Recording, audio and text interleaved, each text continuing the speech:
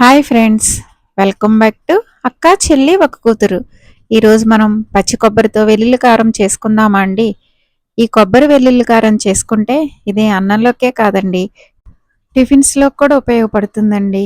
ముఖ్యంగా జర్నీ చేసేటప్పుడు ఇది చేసుకొని వెళ్తే కూరలతో సంబంధం లేకుండా ప్లేట్ నిండా అన్నాన్ని ఇది వేసుకొని తినేయచ్చండి.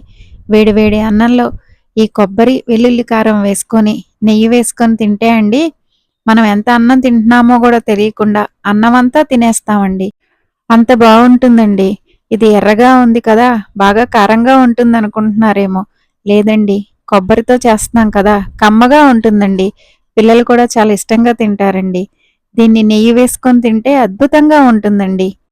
ఇంత సోది చెప్తున్నాను, చేయటం కష్టమేమో అనుకుంటున్నారా? కాదండి, చాలా సింపుల్గా ఎవరైనా చేసేసుకోవచ్చు. ఎలా చేయాలో చూసేద్దామా అండి? దీనికోసం పచ్చి కొబ్బరిని ఇలా సన్నగా ముక్కలుగా కట్ చేసుకోవాలి.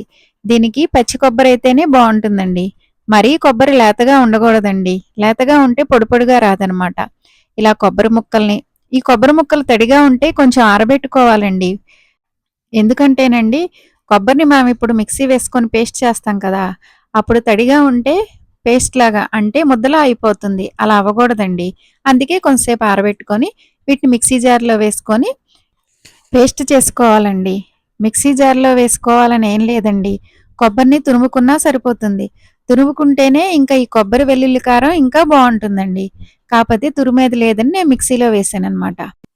ఈరోజు నేను మీడియం సైజు కొబ్బరికాయ ఒక్కటి ఈ కొబ్బరి వెల్లుల్లి కారం కోసం వాడుతున్నానండి.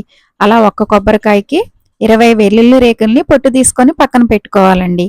ఇప్పుడు ఒక చిన్న మిక్సీ జార్ తీసుకొని దానిలోకి కొంచెం జీలకర్ర, ఇక్కడ నేను 3 స్పూన్లు తీసుకున్నానండి. దీన్ని ముందు ఇలాగ ఒకసారి మిక్సీ పట్టుకొని దానిలోకి వెల్లుల్లి రేకులు కూడా వేసుకొని ఒకసారి మిక్సీ పట్టుకొని ఈ మిక్సీ పట్టుకున్న దాన్ని పక్కన పెట్టుకోవాలండి. మిక్సీలోనే వేసుకోవాలని లేదండి. కచ్చాపచ్చాగా దంచుకున్నా సరిపోతుందనమాట. మరీ మెత్తగా అవ్వకుండా ఉంటే సరిపోతుంది. ఇప్పుడు స్టవ్ వెలిగించుకొని బాండీ పెట్టుకొని అందులోకి కొంచెం ఆయిలే వేసుకోవాలండి. ఆయిల్ ఎక్కువైతే కొబ్బరి వెల్లుల్లి కారం పొడి పొడిగా అవ్వకుండా ముద్దలా అవుతుందనమాట. అందుకే కొంచెం ఆయిల్ వేసుకొని దానిలోకి తాలింపు గింజలన్నీ, పచ్చిశనగపప్పు, ఆవాలు, జీలకర్ర, మినపప్పు, ఎండుమిరపకాయలు, కరివేపాకు. ఇక్కడ నేను పచ్చిశనగపప్పుని ఎక్కువ వేసుకున్నానండి. ఎందుకంటే మనం వెల్లుల్లి కారం తినేటప్పుడు మన పంటి కింద ఆ పచ్చిశనగపప్పు పడి టేస్ట్ బాగుంటుందండి. దాంతోపాటు ఇంగువ. ఇవి మంచిగా ఫ్రై అయిన తర్వాత మనం పేస్ట్ చేసుకొని పక్కన పెట్టుకున్నాం కదండి కొబ్బరి తురుము. ఆ కొబ్బరి తురుము మొత్తాన్ని దీనిలో వేసుకోవడమే అనమాట. వేసుకున్న తర్వాత స్టవ్ని సిమ్లో పెట్టుకొని కొబ్బరిని చక్కగా ఫ్రై చేసుకోవాలండి. హై ఫ్లేమ్లో పెట్టుకొని కొబ్బరిని ఫ్రై చేసుకుంటే కొబ్బరి కలర్ మారిపోయి మాడిపోయినట్టు అయిపోతుందన్నమాట.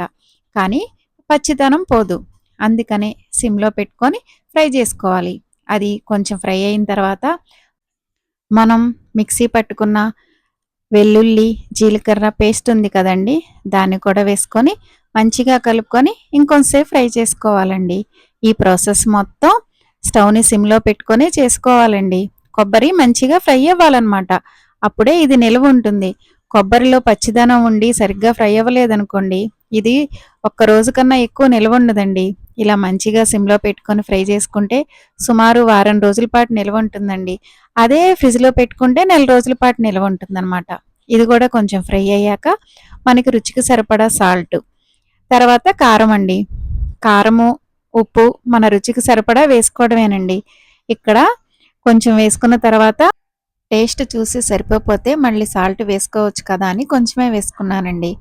ఉప్పు, కారం వేసుకొని మంచిగా కలుపుకొని ఇంకొంచెంసేపు ఫ్రై చేసుకుంటే కొబ్బరి వెల్లుల్లి కారం రెడీ అయిపోతుందండి. అయితే ఇక్కడ నేను ఉప్పు చూస్తే ఉప్పు సరిపోలేదనమాట. అందుకే ఇంకొంచెం ఉప్పు వేసుకొని కలుపుకొని ఇంకొంచెంసేపు ఫ్రై చేసుకున్నాను. ఇందులోకి ఉప్పు తక్కువే పడుతుందండి, కారమే కొంచెం ఎక్కువ పడుతుందన్నమాట. చూసి వేసుకోవాలి. అంతేనండి. స్టవ్ ఆఫ్ చేసుకుంటే కొబ్బరి వెల్లుల్లి కారం రెడీ అయిపోతుందండి. చూడండి, పొడి పొడిలాడుతా ఎంత బాగుందో. వీడియోలో చూస్తే మీకే అర్థమవుతుంది కదండి, ఇలా పొడి పొడిగా చాలా బాగుందని.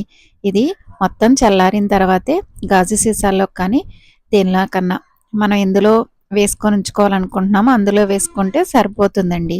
చల్లారే వరకు ఆగాలన్నమాట. వేడిది మాత్రం వేసుకోకూడదు. చూడండి, కొబ్బరి వెల్లుల్లి కారం రెడీ అయిపోయింది. ఇక్కడ మీకు విషయం చెప్పాలండి. దీన్ని అన్నంలో కలుపుకొని తినాలనే ఏం లేదండి. దీనిలోనే రైస్ వేసి కలిపేసి కొబ్బరి వెల్లుల్లి కారంతో రైస్ కూడా చేసుకొని లంచ్ బాక్స్లోకి పెట్టేయచ్చండి. పిల్లలు చాలా ఇష్టంగా తింటారనమాట. ఈ కొబ్బరి మన హెల్త్కి కూడా చాలా మంచిది కదండి.